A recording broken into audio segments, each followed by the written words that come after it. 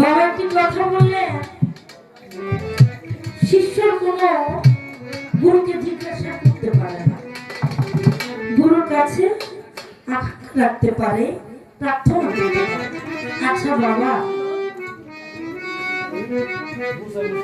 মা পেটে যখন একটা সন্তান আসে 10 মাস 10 দিন গর্ভে থেকে দুনিয়াতে আসে, আসার পরে সেই সন্তানটা যখন মুখে কথা বলে তখন প্রথম কি বলে? মা মা মা মা, নাকি? সেটা শিখায় দেওয়ার জন্য তার একজন মানুষ প্রয়োজন, সেটা হলো তার গর্ভধারণী মা। কয়েকদিন পর যখন বাচ্চাটা আরেকটু বড় হয় তখন ওই মাটাই তাকে শিখায়, বলো তুমি বাবা বাবা বাবা। তখন সন্তানটাও নিষ্পাপের মতো চেষ্টা করে বাবা বলার জন্য, দাদা বলার জন্য, দাদা দাদা, নাকি বলে? বলে না? তো শিষ্য হলো শিশু, সে তো কিছু বুঝে না। আমি ছোট মানুষ, আমি শিশু, আমি আপনার কাছে এসেছি, আপনি আমাকে বলবেন এই ছোট, আপনি আমাকে বলবেন এই সাথী তুই ক আমার কি কই দিব ক, নাকি? আমি যদি ক্ষয় চলে যাই তাহলে এটা আমার একটু বেশি নাকি? আমার বল যদি আমাকে বলে ক খ, আমার কইতে হইব খ। এখান থেকে কোন থেকে চন্দ্রবিন্দু পর্যন্ত আমার দয়াল যেদিকে যাইব আমার ওই দিকেই যাইব। এখন যাওয়ার পথে যদি একটা উষ্টা খাই তখন কি আমার দয়াল একটু ধরতে হবে না? বাবা আমি পড়ে যেতেছি, আমার ধরে নাকি বলেন? আমি না বলতে আমার বাবা আমাকে ধরবে না, কারণ আমার বাবা তো আমাকে শিখাইতেছে। তখন আমি যখন বলতে পারতেছি না, একবার কক কইতাছি, ওখানে কোর জায়গায় যদি কক হয়ে যায় তখন সমস্যা না। তখন আমার বাবা যদি আদর করে ভালোবাসে আমাকে শিখায় যে না মা সাথী তুই এমনে না এমনে তুই কথাইলে আমার শিক্ষা সম্পূর্ণ হবে। তাহলে না শিখাইলে খোসা না দিলে তো রস পেরে না, কি বলেন?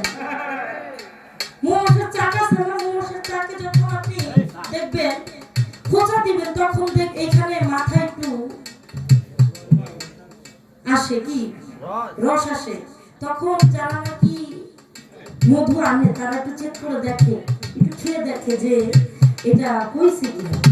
তো আজকে আমি আমার দয়াল একটু খালি খোঁচা মারলাম, আমার দয়ালে আমার একটু ধৈর্য দিয়েছে।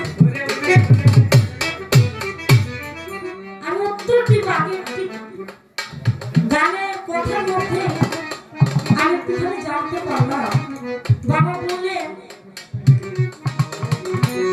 যে প্রেম করতে হলে, মুর্শিদ ধরতে হইলে তাকে স্বয়ং দেখে তারপর ধরতে হয়, নাকি? এই কথা সে প্রেক্ষাপটে আমি একটুখানি বাবার কাছে আমার আর্জি থাকবে, জানার বিষয় থাকবে। আচ্ছা, ওয়াসকর্মী পাগলার আপনারা সবাই ছিলেন না? পাগল হইয়া পাগল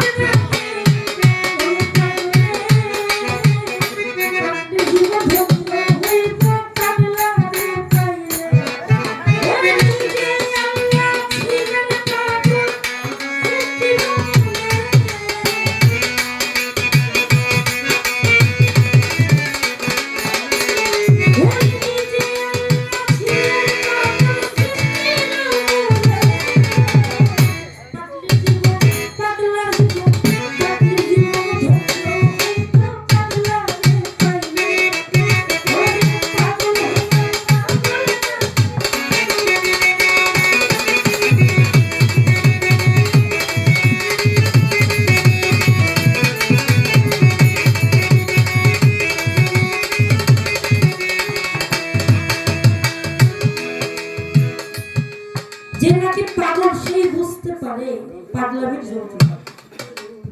পাগল পাগল সবাই পাগল, তবে কেন পাগল খোকা দিল দরিয়ায় ডুব দিয়ে দেয় পাগল বিনে ভালো কথা।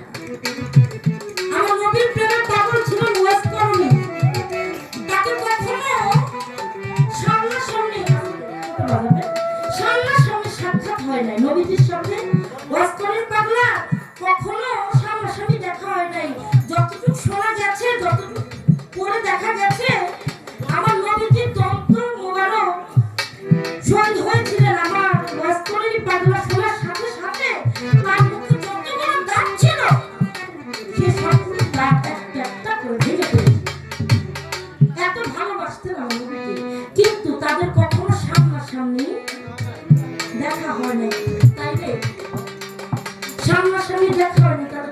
আপনাকে ভালোবাসা কাজ করতে হবে।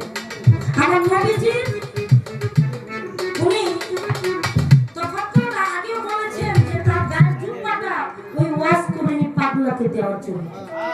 যার সাথে কখনো দেখাই হয়নি, সাক্ষাৎই হয়নি, আপনি যখন বললেন যে একটা মানুষের না দেখলে ভালোবাসা সৃষ্টি হয় না, তাহলে তার সাথে দেখা হয় না, কিছু হয় না, না হওয়ার পরও সে মরার আগে তখন আগে বললেন যে আমার এই জুব্বা মোবারকটা ওই ওয়াজ করেনি পাগলাকে দিবা। সেই মুহূর্তটা সেই প্রেমটা কোন প্রেম আছে সামনে সামনে দেখেন। আমার একটুখানি জানা জিজ্ঞাসা থাকবে। আমাকে বললেন যে 16 আনা থেকে যদি চুল পরিমাণও কম হয় গুরু ভজনা হয় না, এ কথা কইছে না বাবা? এখন বর্তমান যুগে আমাদের আলেমের ভিতরে জালেম আছে, ফকিরের ভিতরেও ফক্কর আছে নাকি? দেখা যায় যে টাকা দেয় বেশি মুর্শিদে হ্যাঁ কথা কয় বেশি, একটু বাড়ি বাড়ি দিস নাকি? যার একটু কম টিয়া দেয় হ্যাঁ রে ওরকম একটা ইয়া দেন, এটা আমার নিজের চোখে দেখা। কিন্তু এটা সত্যি কথা, যদি গুরু ভজ মন থেকে ভজ, যতক্ষণ পর্যন্ত তোমার মধ্যে আমিত্ব ভাব থাকবে ততক্ষণ পর্যন্ত গুরু ভজনা হবে না, যতক্ষণ পর্যন্ত দয়ালের দিকে চাইয়া তুমি দয়ালের আশায় না চাই থাকো।